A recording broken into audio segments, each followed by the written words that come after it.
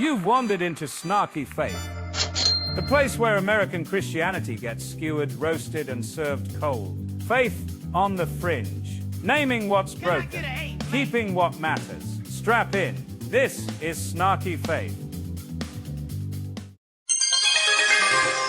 Previously on Snarky Faith. I'm going to eat some more of this if you're not careful.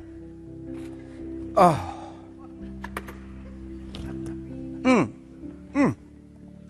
It, oh, good. Oh, my God.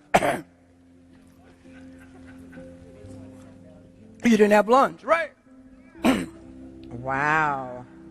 I mean, it's so good. It's so good. We believe him, right? We believe him, right? Yeah. Welcome to Snarky Faith. I'm your host, Stuart Taloni.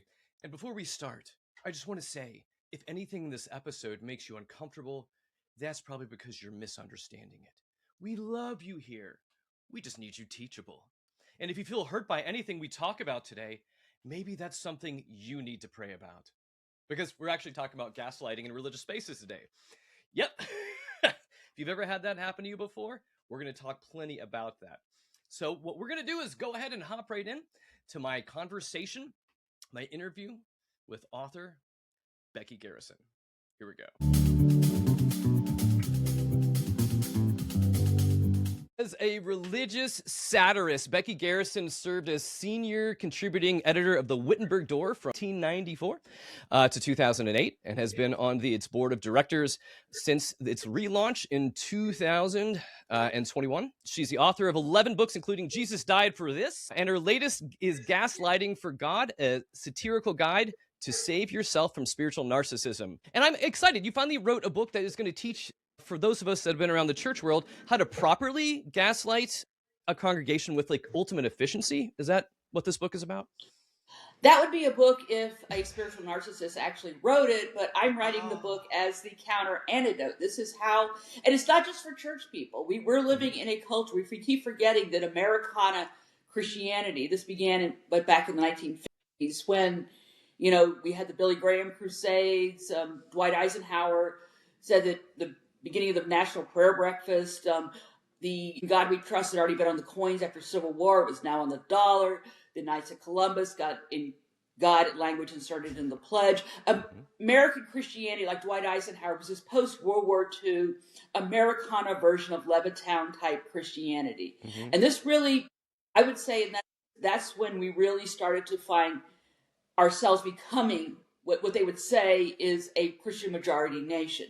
So this book is, and then as people exited Christianity, we began to have, starting in the 60s, it probably went before that, the rise of a lot of secular gurus, really doing a lot of serious damage. So this book is designed to help spiritual seekers. The emphasis is on church because of how the American culture is situated, but it really applies to any spiritual seeker who's looking for ways to connect themselves to something better than themselves and greater than themselves. And we're in a period right now where a lot of people are looking to do that.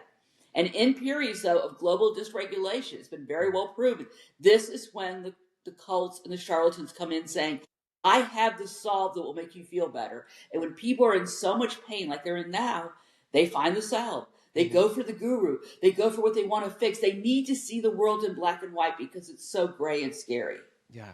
And we're in a really tough time. And I sympathize with people that say, I just need to find a panacea. I just need to find something I can hold on to. And unfortunately, there's a lot of people out there in those positions doing the whole snake oil salesman dance. Yeah, we've got one leading our country right now who's doing it better than most. He's learned from these other hucksters, but yeah, that's where we're at. But you are like, I feel like you're a Christian satire matriarch, if that's even fair. I mean, for a lot of this, like you've been calling out stuff and making fun of this, a lot of this garbage that's within Christianity for a long time. And in the decades that you've been writing about American Christianity, at what point were you finally like, oh wait, this isn't hypocrisy or bad theology, this is like narcissism? Like, was there a light bulb or a...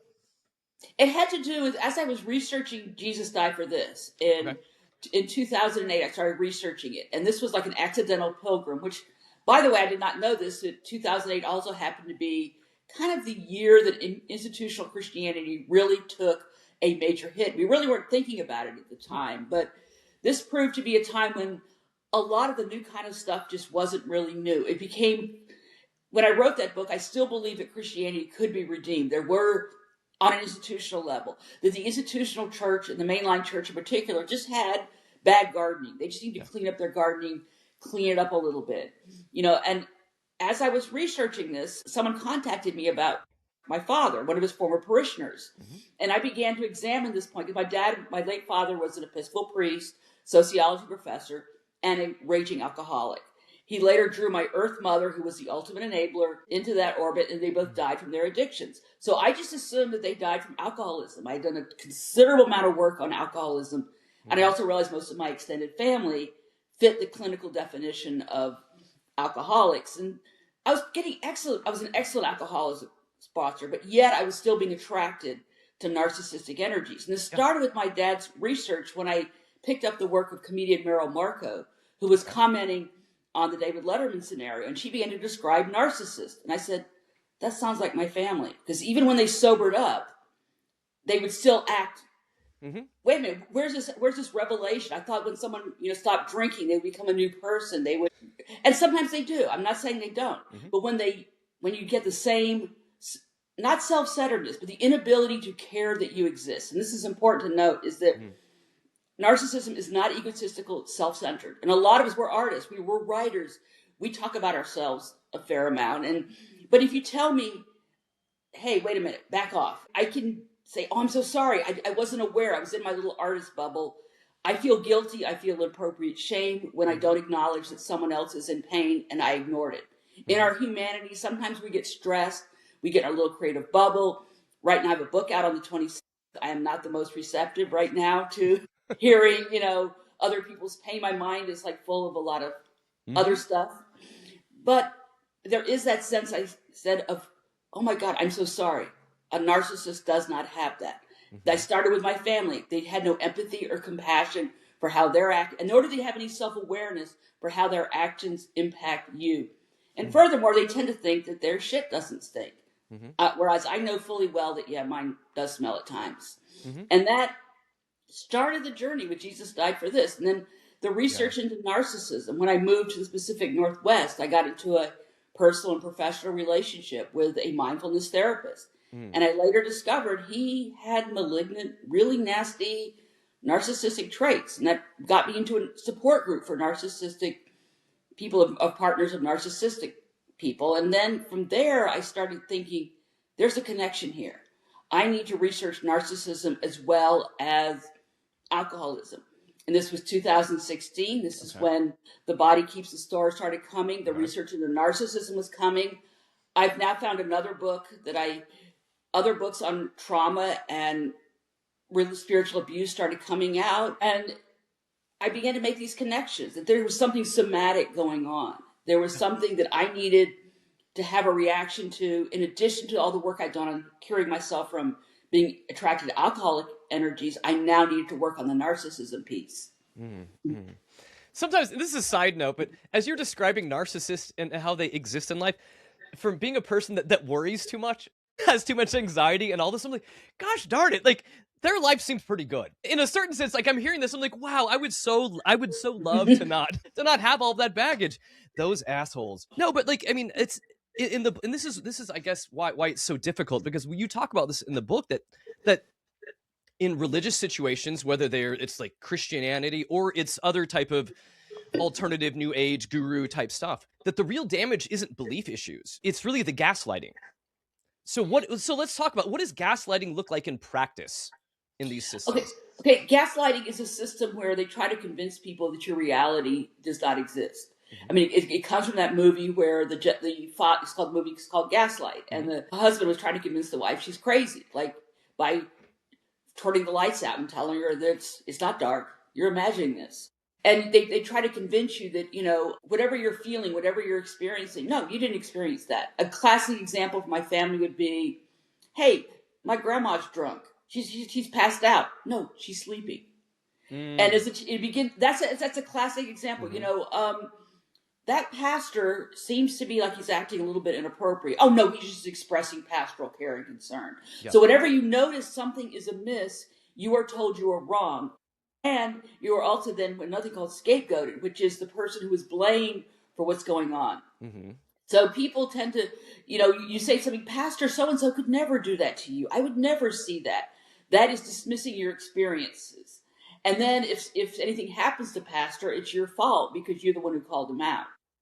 Yeah, and but it's a system that continuously keeps itself insulated and moving, doesn't it? Yes. And so it's so self-protective of a system. Yeah, say more. Sorry. Well, we're also being, I think this is where I probably differ from some people. I mean, I feel that right now we're in a situation we're being gaslit as a nation. We're being asked to see reality, and here's where I differ from some of my peers. I think it's bipartisan gaslighting. Mm-hmm. I don't think anybody's really looking at, you are in pain. I mean, what would make someone want to go, for example, to go into ICE? I don't believe that a person, they're enticed by the money, and next thing you know, they get put into this mentality where they're taught by people, you are better than other people. It's a whole system. And next thing you know, someone who might not have normally been inclined to commit violence is committing violence. That's probably an extreme example, but you can get, once you convince people that you are right, you have their best interests, and you can convince vulnerable people to follow you, they will do just about anything. Yeah, you give them permission to be awful, is what we're saying. Yeah, and I point that out in the chapter on sacred sexuality. If you could convince someone to do something they normally think is disgusting, you've won them over. And so I think a true narcissist will say, to be part of the cause, to be part of this, you must do something. And if you don't want to do it, any reservation you have is not your moral conscience telling you, you're just being too sinful. You're being too disobedient to the cause. And you see this on the left and on the right. I fail to believe that, I think most college students would never destroy their library. They would not do that. Students, that is when you go to a university, your library is sacred. I mean, it is. But yet, students were convinced to destroy their libraries in the name of social justice. Mm-hmm. Yeah, I'm using that as a small example. You see this in churches. People are convinced that we must, have a certain way of being, a certain way of looking, a certain way. You must follow this teacher, or there's something, you're not part of the in crowd. And people so much want to be in the in crowd that they ignore the normal size of, oh, this is something amiss, but I can't say anything because then I'm going to get kicked out of the cool kids club. Mm-hmm. And we're in a period of a lot of global, I continue to say we have global PTSD right now. Yes, we do. I mean, I did articles for spirituality and health all during COVID because I kept saying, yes, I know medically we're doing what's right medically. We can debate that, but even if we were doing what was right medically, we've ignored the spiritual and emotional and psychological well-being of people.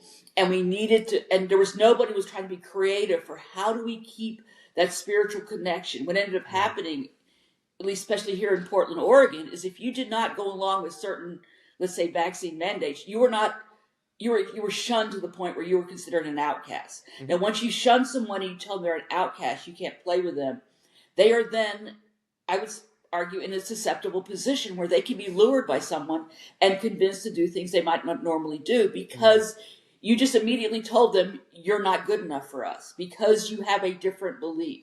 There was a lack of trying to help people come to any kind of a common ground on things. This has been going on for so long that we're now so polarized. And it's why I say in 2026, I'm stepping back from partisan politics. I'm seeing about reconnecting at the grassroots. Who wants to reconnect?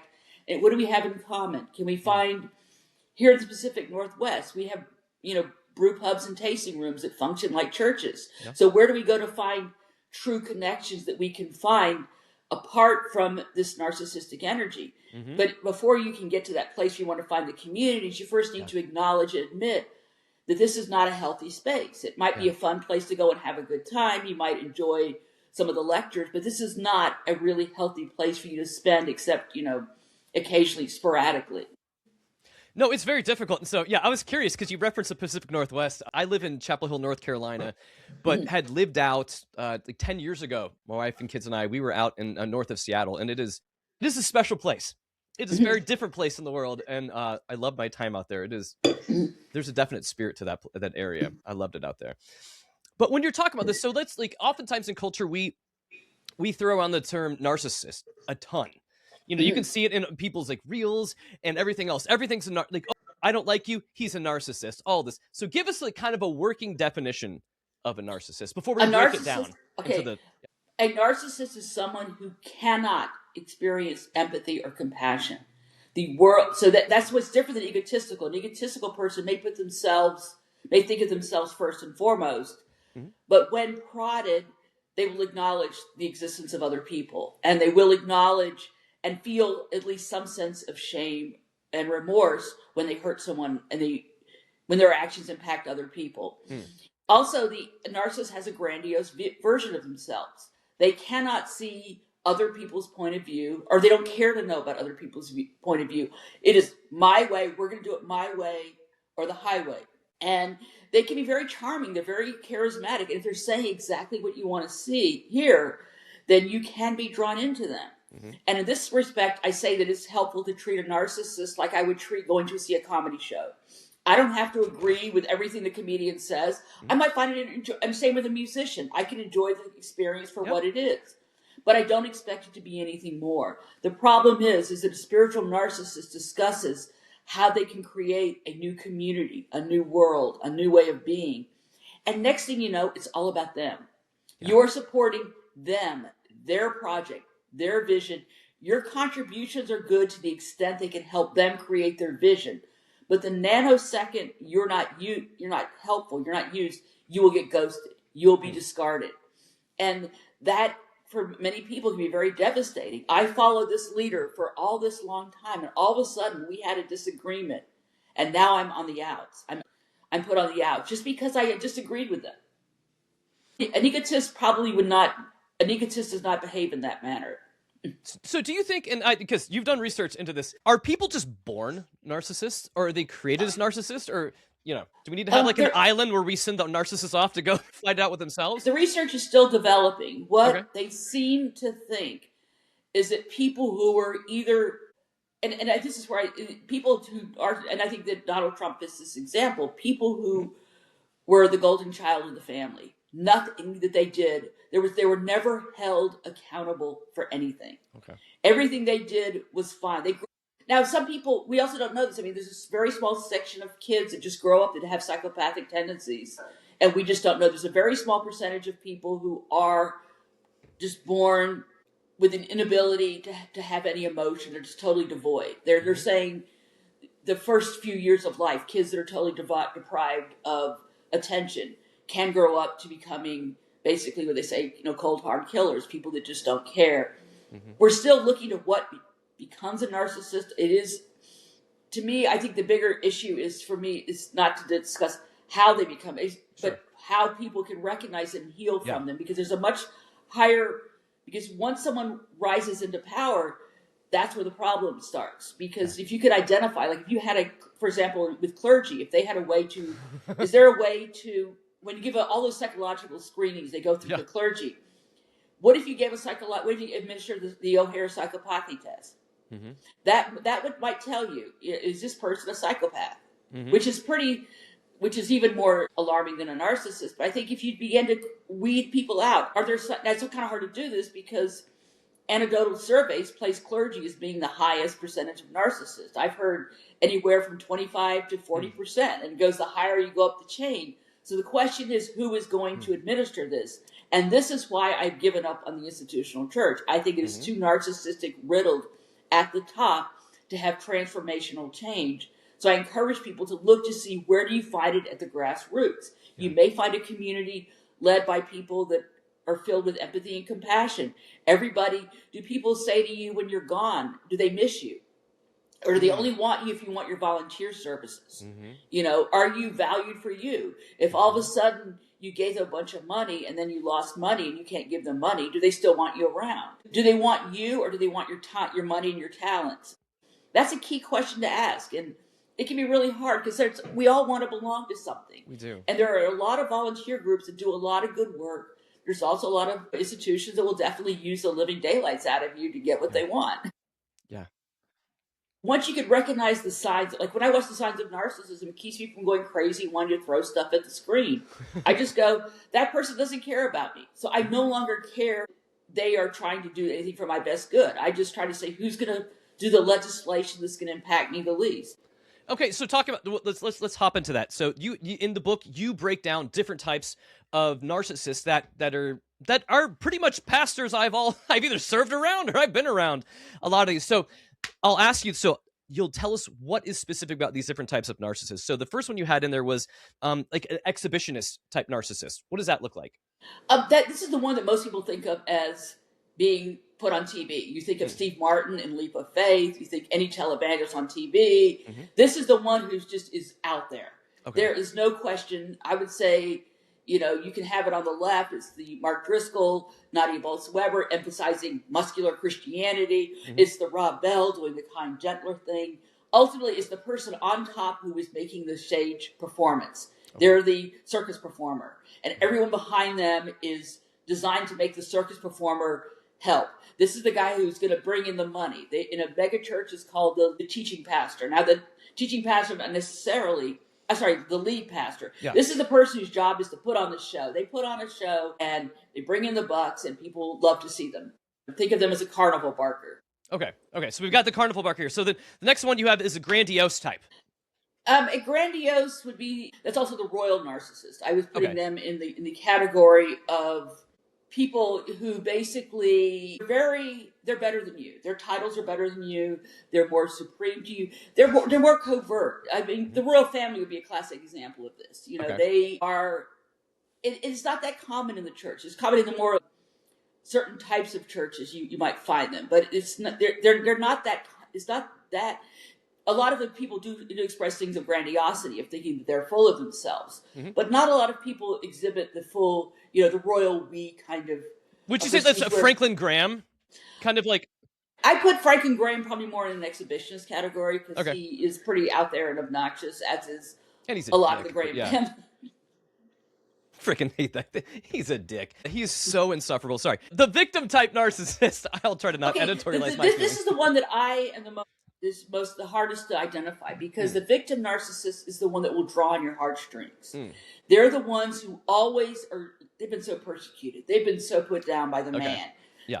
Their story is genuine, and a lot of people have had these genuinely horrible experiences. However, over time, you notice that no matter how much you give, it's never enough. You notice that this person, the moment you say, I can't help, now you're being oppressive. Now you're being, and this is the type that just draws me in with the heartstrings, because they have been abused. It's often the abuser instead of the abuser turning abusive, the abuser getting sympathy from their wounds. They have no interest in healing their wounds, because they heal their wounds. That's the end of their sympathy and the funding streams. That's their capital. Oh, it's interesting. Okay, so yes, they need to not heal. But yet they want to heal. They definitely want to heal, but they deprive. It's something they call narcissistic supply. A narcissist needs people to pay attention to them.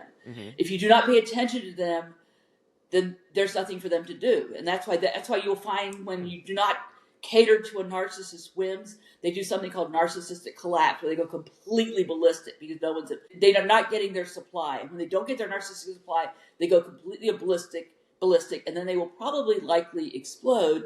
And then you just move on, and they're one and done. One and done. Okay.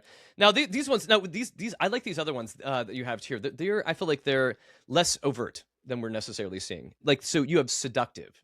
Okay, the seductive narcissist is also what I also was calling them the comfy Christians, and they're the ones who just lure you in. The MLM marketing scheme kind of things. It's, this is so great. We've got a coffee shop in here. We can have some lovely, pretty, a lot of the, I would say that the women's evangelical stuff really falls into this category for Christians. Everything looks so good and so beautiful. Just put your prayers away. It's very much into in-reach, absolutely no outreach. And it's encouraging everybody to be just this comfy. See, pay all this money for this course and how to live your best life now. Following The Secret, people that listen to Oprah, that kind of a...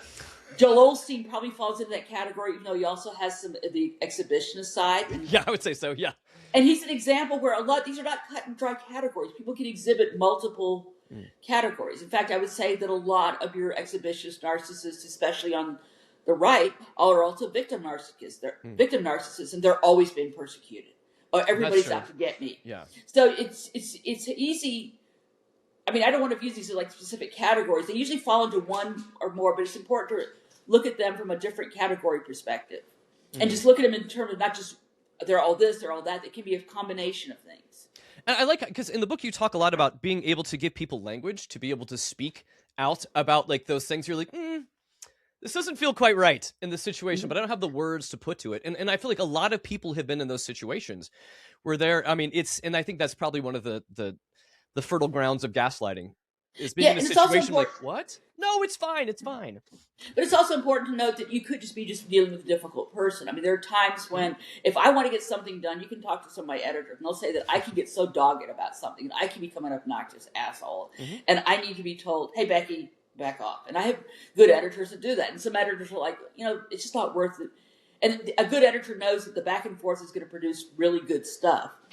But some people are like, I just don't want to deal with that. And it's important to make that distinction because sometimes, someone, you can be just with a prickly situation. You can be with someone who is, some of these people are prophets who want to do visions, are absolutely clueless for how to make it happen, and they can drive you crazy. But they're not narcissists. They're just, dreamers that need someone behind them to help them support things. So it's important to not automatically, to me, go for the narcissistic label, but rather look at the behaviors.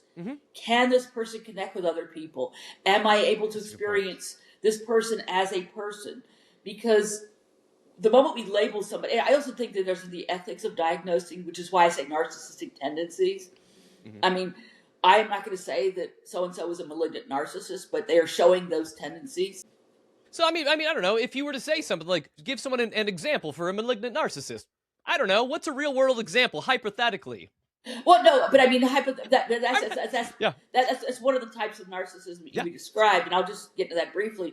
Malignant narcissist to me is basically thinking of any of the forms of narcissism I've outlined on steroids.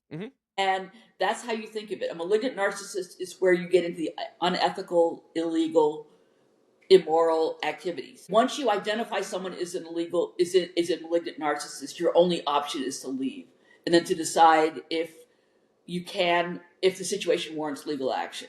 I mean, this is when the person's activities, it goes beyond, just endorsing someone who doesn't care about you. It goes beyond, we're talking, there has been verbal abuse. There's been, you can actually label what you're experiencing as abuse. It's not a case. And, obviously, as most narcissists, you are going to experience some emotional, spiritual, and abuse, but the malignant takes it one step further. Now we're getting to unethical behavior. Now we're getting into sexual abuse. Now we're getting into the types of abuse that can induce trauma. So you and I love, because so much of the book it's your story moving through things, and it's hard at times, and I appreciate you had like a warning at the beginning, because it was like bringing me back to places too as I'm going through it. I'm going like, yeah, I remember. Yes, I'd forgotten about this kind of stuff in church, but when we looked at this in your journey, so like I'm assuming, right, Becky, like you were like, hey, leaving Christianity is the best thing that ever happened to me, and it fixed everything. And there was no narcissist that you experienced once you left it, and everything was sunshine and rainbows, right, Becky? Right? Is that how? Actually, because it was more of a gradual thing. Because when we get into the types of narcissists, the other type that we mentioned in the book, the one that really drove me in was the communal Christian. Because I was always driven for finding new ways of being in community. Because I knew in my journey, as somebody who had to go low contact and finally no contact with my biological family, and learning I'm not the only one. And by the way, I do offer that in the book. Please work with a therapist on that. That was a very difficult decision. In my case, I had to do it for my own emotional sanity. But this is, too many people are saying, I'm going to cut you off because I don't like you. I'm cutting you off because you're mean. And I think if you work with a qualified trauma therapist, they can help you see, no, this is a difficult situation that you can work it out. You're just looking at life from two different perspectives. And you can work this out sometimes. But if you're dealing with, that's different than someone who cannot express empathy or compassion.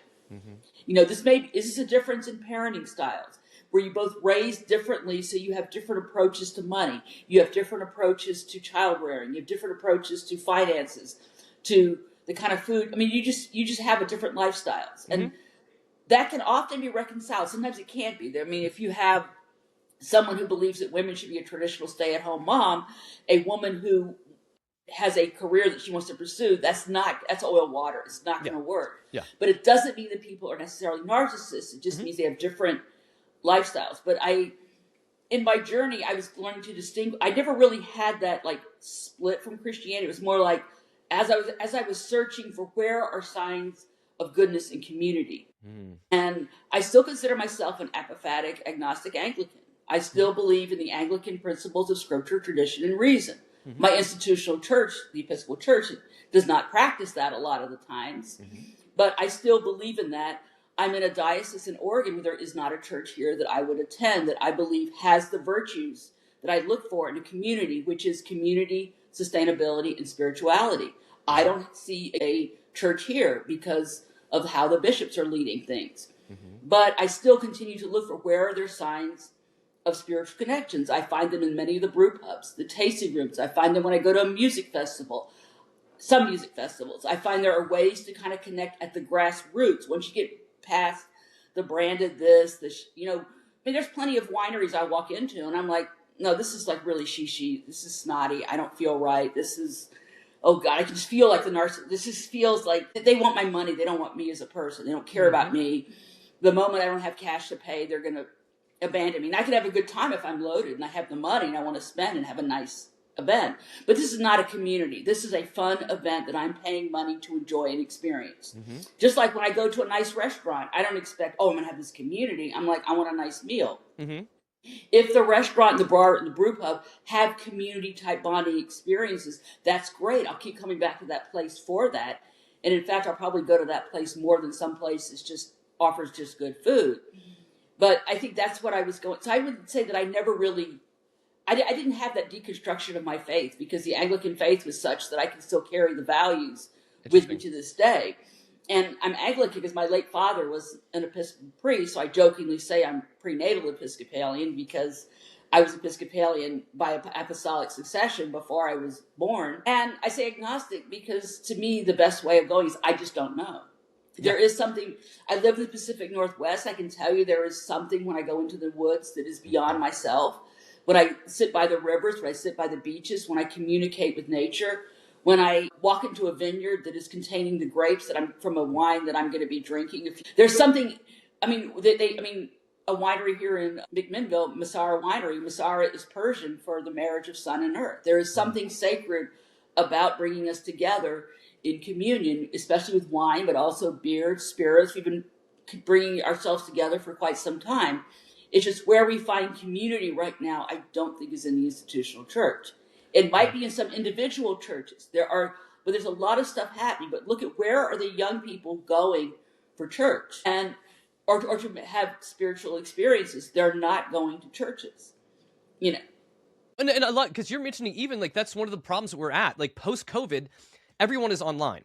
And like it's kind of broken down things for us. And we don't get out. We don't touch a tree. We don't like touch grass. We don't connect in those certain ways. And we become so polarized, especially online, and we just yell at each other and we yell past each other, and it doesn't get us anywhere. But it's so it seems like part of your journey has helped you to find like where there is ripe fruit and where you're wanted, and those spaces that are like, nope, that's not for me. Is that what I'm hearing? I think that's a journey that I'm on that I encourage other people to be on, because I've seen people, and I've done it in the past, pre-COVID. I mean, there was some spiritual, there's a spiritual community and focusing on, sacred sexuality or cannabis or a whole lot of other different topics of that. And during COVID, there was a huge split here in Portland. And if you didn't want to protest, I would say if you questioned any of the COVID mandates, even if you said, and yet they would let us come out and get together for very large scale gatherings if you were protesting. So you end up having this culture where people, if you didn't want to protest, you're not part of my community. And setting aside the fact that I say as a journalist, I don't protest. I do the fourth wall. I respect the fourth wall. I will report. But I also began to notice that our protests in Portland were not about helping people of color. They were about white women virtue signaling. So I hate to say it, but that is what it became. And I'm seeing a lot of protests, and I'm hearing from people of color. I'm hearing from LGBT people. This is not helping us. So I think there has been this kind of, how do you do, that kind of work? But it also secured people. People said, if you don't subscribe to this, if you use the wrong pronouns, if you use the wrong, or if you ask people to use your pronouns, so that became a dividing point. Pronouns, no pronouns. Okay, that's one dividing. And then there's all these markers that divided us. Mm-hmm. And it became to the point where you just couldn't, you're walking on eggshells. You can't become a real community if you're always on eggshells, afraid you're going to say and do the wrong thing. Mm-hmm. And I don't think that everybody that became, that acted like this were in fact narcissists. There is this sign, I noticed this that when I was more and more trauma bonded, when I was in that position where I was getting triggered, I couldn't see anybody else but my own triggers. I was in a state of being triggered. And so this is why I question how many people who are being triggered, once you get treatment for your triggers, I don't do that anymore. Yeah. I now can see, like I can stop myself. Like if someone all of a sudden is like telling me, I've had a debate this past week where a beloved evangelical author who passed away is releasing a new book, and someone posted, I love this person, and I just kind of wrote back and said, are you aware of what this person's done? And they said, no, in the past I would have debated them. I would have argued them to the point where they would have blocked me because I was being an ass. Mm-hmm. I wasn't respecting the fact that this person loved this person, even though I think she has an abusive history. That person has a right to love who they love. Yeah. And she was also, people can be so attached to the work that saved them, they can't see when that person turned abusive. And we see this with Philip Yancey, and we see it with other, and that's the most recent example, but you see it, people say, even with Mark Driscoll, people are going, I love Mark Driscoll's work. He really, but I know people do. Somebody has said this before, because what they did is, like Mark Driscoll, Nadia Willis Weber, Rachel Held Evans, Jim Wallace, Shane Claiborne, Brian McLaren, the Immersion Church Village people, the outlaw preachers, they were reaching people who were dissatisfied with the way evangelicalism is. And they would love the fact that somebody gave them an alternative way from the increasing politicalization of the evangelicalism and the corresponding milquetoastness of the mainline church. There was this dynamic thing happening.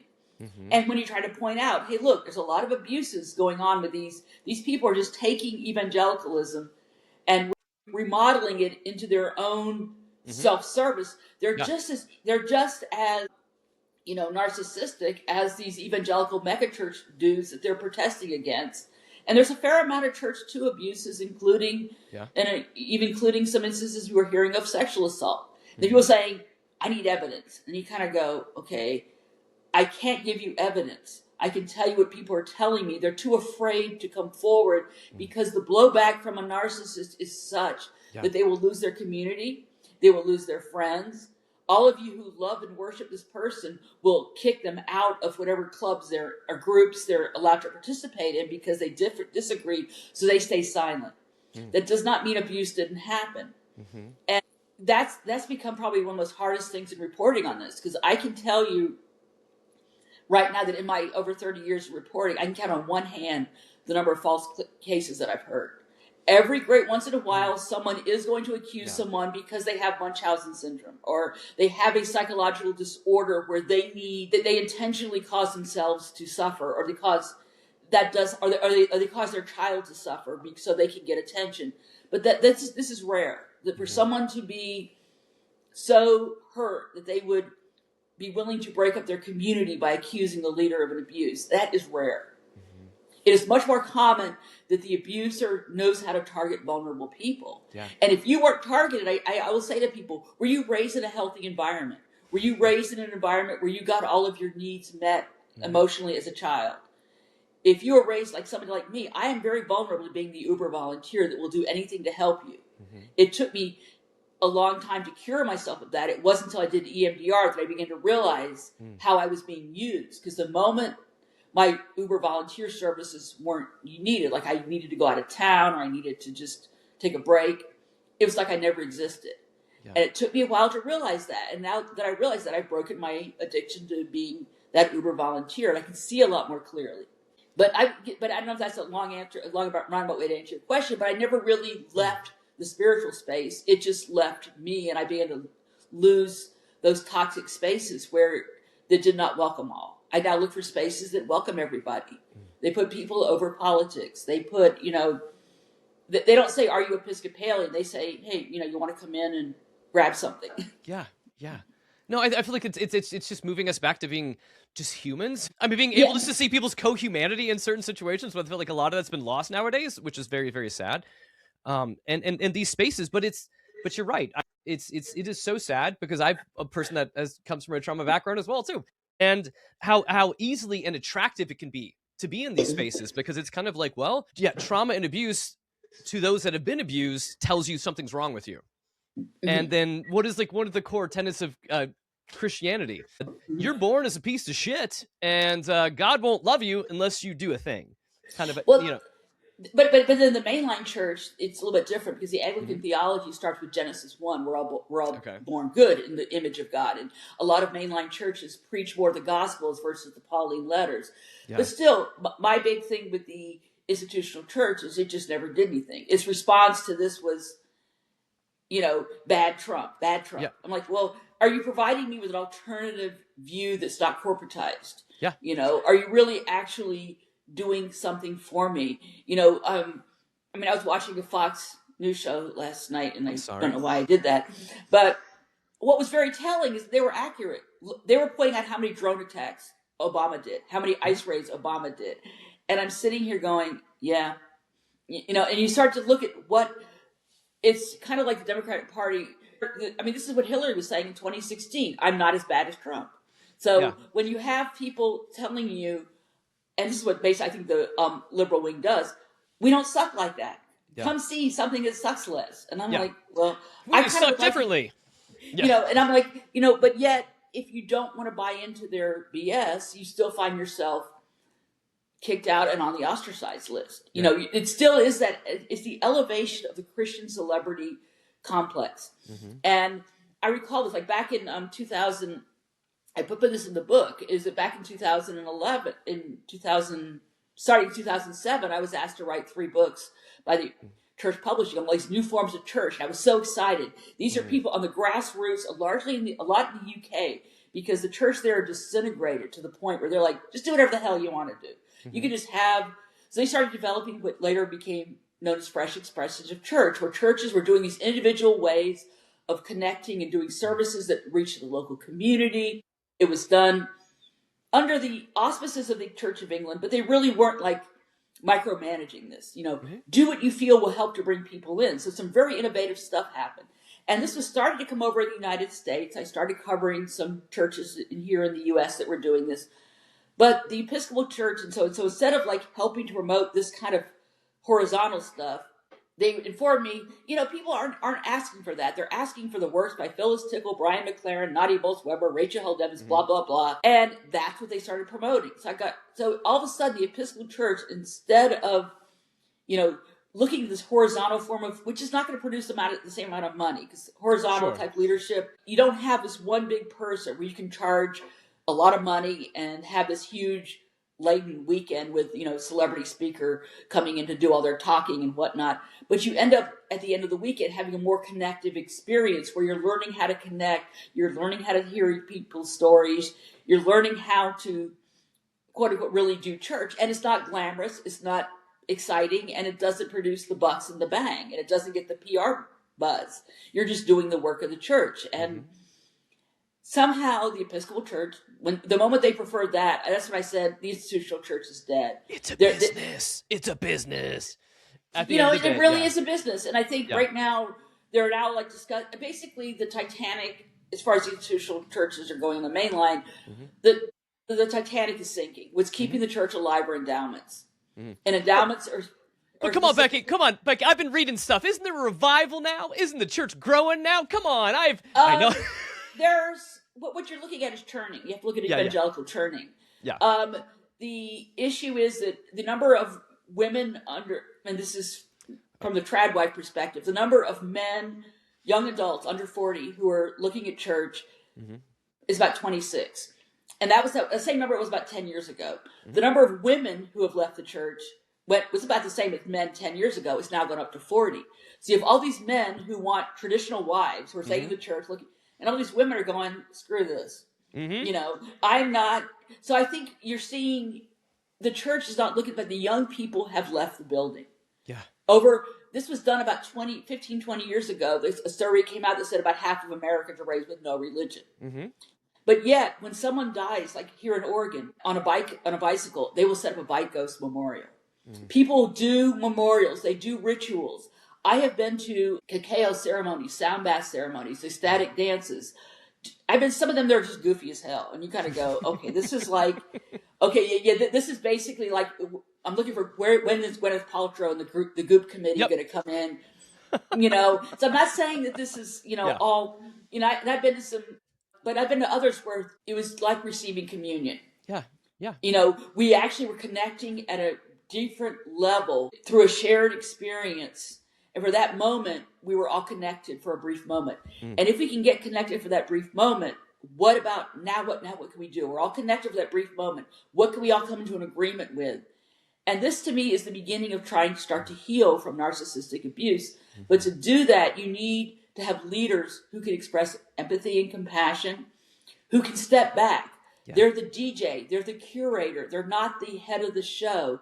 They're the person letting the spiritual experiences happen and not trying to control it and seeing where the spirit really goes. Mm-hmm. And I'm seeing some of that has been very frustrating. A lot of people I know want that, but where we find it has been kind of that disconnect of how do we find it in this world that's filled with so much noise? Yeah. How do you find the still quietness? It's not online usually. I'll tell you that. Yeah. It's around other people and it's away from all the noise that we're dealing with online. Oh my gosh. This has been a fantastic conversation. Becky, when is the book coming out? January 2026. And the book is Gaslighting for God by Becky Garrison. She talks in such honest and I feel like it's earned terms, because I feel your journey in this, and you're naming the machinery behind spiritual abuse and explaining why good people get trapped in it, and you're giving us language about how to walk away and keep your sanity and go to better places. So Becky, thank you so much, and check out the book. And we're everywhere? Where can you find the book, Becky? Anywhere? It's available all online retailers. Lake Drive Books on the website has a link to all the places where you can buy the book. And Becky, if people want to find you online, how do they stalk you, find you? Well, there's BeckyGarrison.com. I'm at Facebook, Becky Garrison Writer. At Instagram, Becky_Garrison. And then there's if you Google Gaslighting for God Substack, it will come up, and that's where I'm posting a lot of my fun stuff. So, and also, I'm also on Medium under Becky Garrison. So you just pick whatever platforms pike your fancy. Awesome. Thank you, Becky.